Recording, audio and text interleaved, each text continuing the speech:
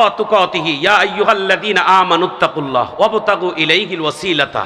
আল্লাহকে তালাশ করার জন্য একটা ওসিলা খোঁজো, ওসিলা। মুফাসসিরিন কেরাম বলেন আল্লাহকে তালাশ করার সবথেকে উত্তম ওসিলা হচ্ছে নামাজ। সুবহানাল্লাহ বলেন। আল্লাহকে পাবার জন্য সবথেকে উত্তম ওসিলা হচ্ছে নামাজ। নামাজ আল্লাহ তাআলার কাছে বান্দাকে কাছে নেওয়ার একটা মাধ্যম। রাসূল করিম সাল্লাল্লাহু আলাইহি ওয়াসাল্লাম মেরাজ করেছেন সরাসরি আল্লাহর সাথে।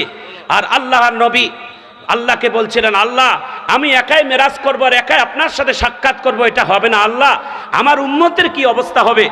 আল্লাহ তাআলা বলেছেন, আপনাকে আমি আসমানে উঠাই নিয়ে আমি আল্লাহ আপনার সাথে দেখা করেছি, কথা বলেছি, আর আপনার উম্মতের মাঝে আমি আল্লাহ নিজেই দেয়া সাক্ষাৎ করবো। জোরে কোন আল্লাহু আকবার।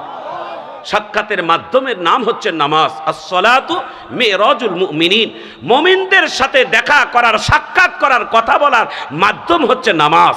একটু সুবহানাল্লাহ জোরে কর।